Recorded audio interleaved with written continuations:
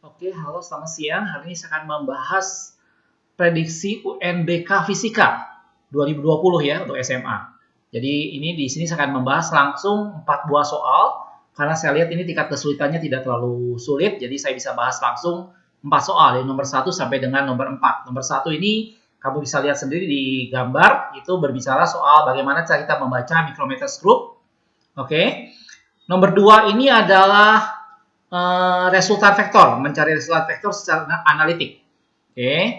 Nomor 3 ini bicara soal GLBB, gerak lurus beraturan ya, berubah beraturan. Dan terakhir nomor 4 ini adalah gerak melingkar. Jadi ini adalah 4 topik yang kalau nggak salah semuanya masuk materi di kelas 10 ya. Jadi 4 soal pertama untuk prediksi UNBK 2020 fisika ini berbicara soal materi-materi yang kamu pelajari di fisika kelas 10. Oke, nah sebelum saya bahas soal ini, saya perlu jelaskan bahwa channel Sevanya Daniel ini adalah channel di mana kita membahas soal-soal dan juga menjelaskan materi untuk matematika, fisika, kimia, dan biologi, khususnya di SMA ya. Di sini juga kita buat pembahasan untuk UN tahun lalu dan juga soal-soal UTBK, SBMPTN. Gitu ya, jadi kalau kamu baru pertama kali mampir di channel ini, silahkan kamu subscribe channel ini. Dan jangan lupa nyalakan notifikasi loncengnya juga, karena setiap hari kita upload video-video baru tentang salah satu dari 4 mata pelajaran tadi. Gitu ya, udah lebih dari 1100 video yang kita upload, yang terbagi lebih daripada 70 playlist. Gitu ya, jadi supaya kamu tidak ketinggalan, jangan lupa subscribe dan tekan tanda loncengnya. Gitu ya. Oke, hari ini buat kamu yang kelas 12, tonton video ini sampai selesai karena kita akan bahas prediksi soal UNBK 2020 untuk fisika.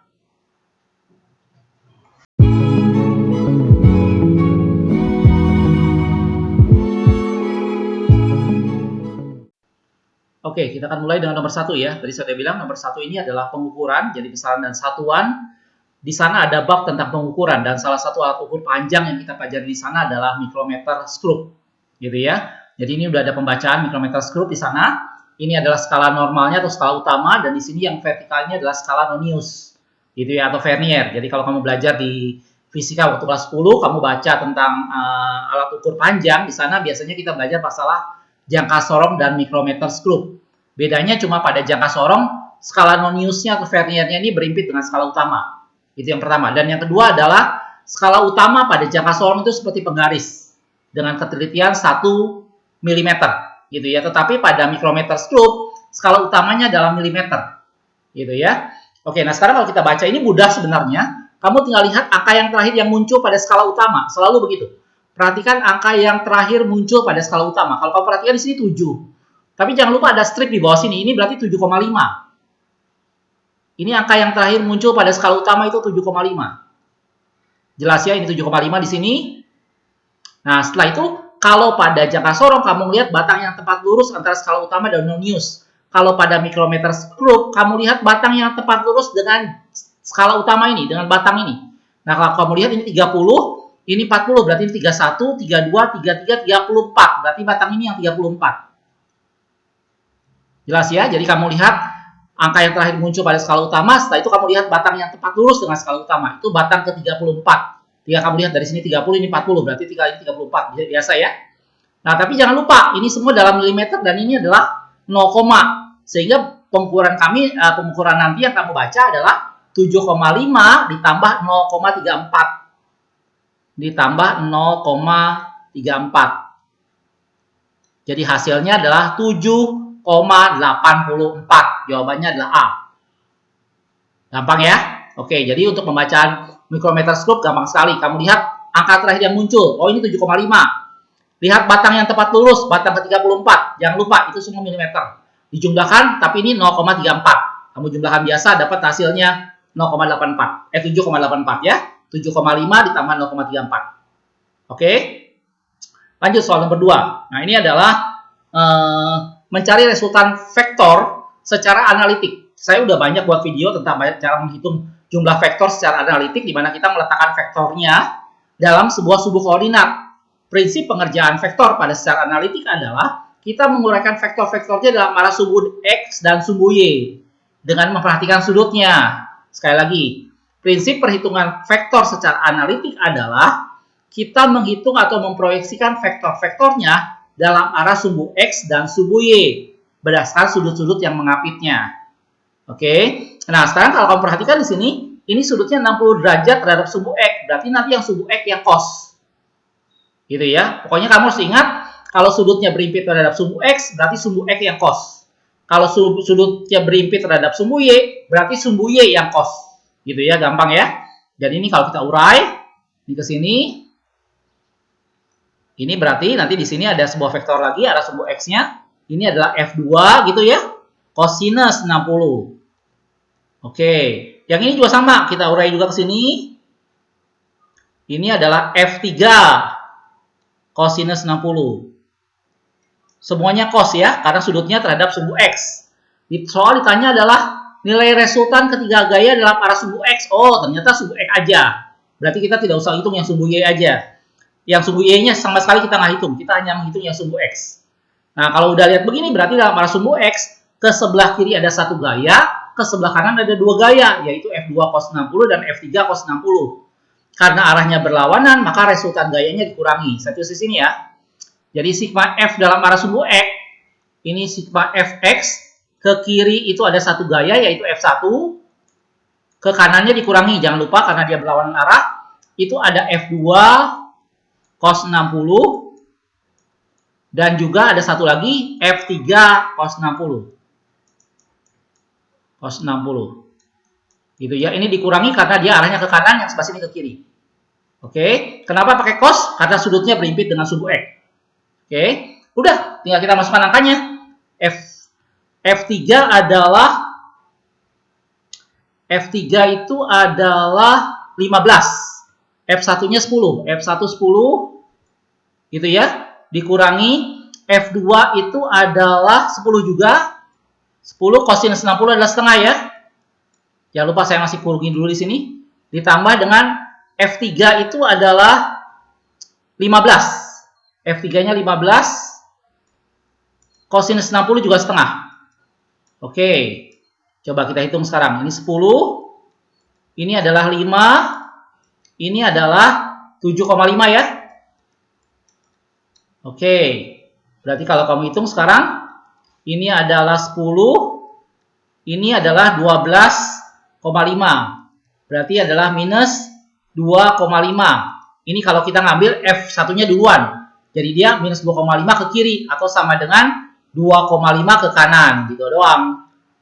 Jadi resultan vektor ini adalah 2,5 ke kanan. Minus tadi kenapa? Karena saya ngambil F1 duluan. Jadi mana kurang mana boleh mana aja.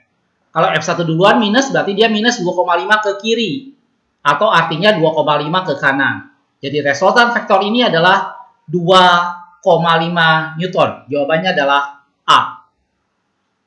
Oke, jadi yang nomor 2 kamu nggak usah bingung, kamu tinggal lihat arah vektor-vektornya, terus kebetulan diminta hanya sumbu X saja, berarti kamu proyeksikan semua vektornya dalam arah sumbu X. F2 dan F3 ini kamu proyeksikan dalam sumbu X pakai cos, karena sudutnya memang berimpit pada sumbu X.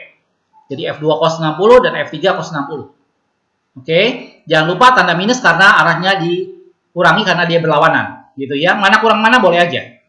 Gitu ya, cuman seperti yang tadi saya bilang, karena hasilnya negatif berarti ini minus 2,5 ke kiri atau artinya 2,5 ke arah kanan. Jelas ya? Oke, itu nomor 2. Nomor 3 sekarang. Sebuah motor bergerak dengan pada jalan lurus dengan kecepatan 40 meter per sekon. Ini berarti kecepatan awalnya atau venolnya, gitu ya. Kemudian dia direm hingga mengalami perlambatan konstan. Ini A-nya. Gitu ya. Saya tulis saja di sini deh. Ini venolnya sama dengan 40 meter per sekon. Kemudian dia direm dengan perlambatan konstan. A-nya itu adalah min 5 karena dia perlambatan ya. Meter per sekon kuadrat. Udah gitu, dihitung sejak pengereman, mobil tersebut akan berhenti. Kalau akan berhenti berarti kecepatan akhirnya 0. VT-nya 0. Setelah menempuh jarak berapa jauh, berarti ditanya adalah jarak atau S. Jadi kayak SMP ya, pakai diketahui ditajakan seperti ini, tapi nggak apa-apa. Gitu ya, jadi sebenarnya soal ini tidak terlalu sulit. Oke, tapi kamu harus ingat, rumus GABB itu ada 3. Yang pertama adalah VT sama dengan Veno plus AT. Ini kalau ada kecepatan awal, kecepatan akhir diminta waktu. Yang kedua adalah S sama dengan Veno kali T ditambah setengah AT kuadrat. Ini kalau ada jarak dan waktu. Dan terakhir adalah VT kuadrat sama dengan V0 kuadrat plus 2AS. Ini kalau ada percepatan, ada jarak tanpa waktu. Nah, kalau kamu lihat tadi diketahui, di sini tidak ada waktu, berarti berapa lama nggak ada. Berarti kita bisa gunakan rumus yang ketiga. Oke, kita masukkan yuk. VT-nya 0, dibilang. VT-nya 0 kuadrat nggak masalah. V0-nya 40 kuadrat, saya langsung aja ya. 40 kuadrat 1600. Tambah, jadi tanda minus, kenapa minus? Karena perlambatan ya. Perlambatan itu minus. Jadi minus 2 kali 5, 2 kali 5 kali S. S itu jarak. Pindah ke sana jadi positif, jadi 10S sama dengan 1600. Jadi jaraknya adalah 1600 bagi 10, 160 meter. Pada jarak 160 meter, mobil tersebut akan berhenti. Kalau kita lihat dalam pilihannya, 160 meter itu adalah D. Mudah ya? Jadi ingat, kalau kamu bicara GLBB, kamu punya 3 rumus yang kamu harus kuasai dengan baik. Yang pertama berhubungan dengan percepatan dan waktu, yang kedua berhubungan dengan jarak dan waktu, dan yang terakhir adalah percepatan dengan jarak. Jadi masing-masing ada korelasinya. Kamu harus terampil menggunakan pakai rumus yang mana? Gitu ya, untuk mencari soal ini. Oke, ini udah sampai dengan nomor 3, satu soal lagi kita akan bahas nomor 4. Sebentar saya akan hapus dulu ya. Oke, ini saya sudah hapus, sekarang kita akan kerjakan yang nomor 4 ya. Dibilang, roda berputar pada 300 RPM. Tadi saya udah bilang ini masuk ke dalam gerak melingkar. Ini masih kamu pernah pelajari di kelas 10, gerak melingkar ya. Oke, 300 RPM ini adalah kecepatan putar rodanya. Gitu ya. Nah, jadi kecepatan putarnya 300 RPM. Ini kita harus ngerti dulu yang disebut dengan RPM. 300 RPM itu artinya RPM itu radius per menit. Artinya 300 putaran per menit. Nah, sekarang kalau kita mau cari kecepatan sudut atau omeganya, itu adalah putaran tadi kamu harus ubah menjadi omega atau menjadi pi, sorry. Jadi 300 putaran tadi adalah 300 kali dengan 2 pi per menit dibagi dengan 60 sekon. Gitu ya, karena omega nanti satuannya adalah radian per sekon. Jadi putaran tadi kamu ubah menjadi 2 pi radian. Gitu ya, jadi 300 dari radius per sekon per menit menjadi radian per sekon. Jadi putaran tadi dikali dengan 2 pi, menitnya jadi 60. Bisa ya, gampang ya. Oke, nah sekarang ini kalau kita bereskan, ini 3 dengan 2, 6 saya coret dengan ini, 0-nya hilang 1, dengan ini 3, 10 pi. Ini jadi 10 pi. Yang satuannya asalnya RPM, sekarang menjadi satuannya radian per sekon. Ingat, radian per sekon itu satu putaran 2 pi radian. Gitu ya. Jadi kamu harus ubah dari putaran tadi menjadi pi radian. Karena itu dikali dengan 2 pi. Sehingga sekarang omeganya adalah 10 pi radian per sekon. Oke, lanjut ya. Dia bilang kelajuan linear suatu titik yang berjarak 2 meter dari pusat roda. Berarti di sini mulai ada jarak 2 meter. Gitu. Di sini ada ada S-nya sama dengan 2 meter, ditanya kelajuan linear. Itu adalah V. Jadi kalau kita belajar gerak melingkar, kita kenal yang namanya kecepatan sudut dan kecepatan linear. Gitu. Hubungannya adalah dalam jari-jari atau jarak. Gitu ya. Nah, bagaimana cara kita mencari kecepatan linearnya? Gampang. 3 omega kali dengan jaraknya atau kali R atau kali S boleh. Omega tadi kita udah hitung yaitu 10 pi dikali dengan jaraknya 2 meter. Jadi jawabannya adalah 20 pi. Ini kecepatan linear, tentunya meter per sekon. Jadi jawabannya 20 pi. Kalau kamu lihat dalam pilihannya itu adalah D. Gampang ya? Oke, ini 4 soal yang saya akan coba bahas, yang sudah kita bahas untuk prediksi UNBK Fisika SMA 2020 nanti. Gitu ya, mudah-mudahan ini memberikan kamu persiapan yang lebih baik. Di video-video berikutnya nanti saya akan coba bahas selanjutnya. Walaupun fisika ini masuk dalam materi pilihan untuk kamu nanti di UNBK, tapi saya harapkan kamu yang milih fisika bisa mempersiapkan diri sebaik mungkin ya. Oke, kalau ada sesuatu yang nggak jelas yang ingin kamu tanyakan, kamu bisa tulis di kolom komentar di bawah ini. Oke, jangan lupa juga sekali lagi kamu subscribe dan kamu share ke teman-temanmu yang lain. Oke, mudah-mudahan melalui channel ini kalian bisa merdeka belajar di rumah untuk mempersiapkan sebaik mungkin untuk UNBK nanti. Makasih sudah menonton, sampai ketemu lagi di video berikutnya ya.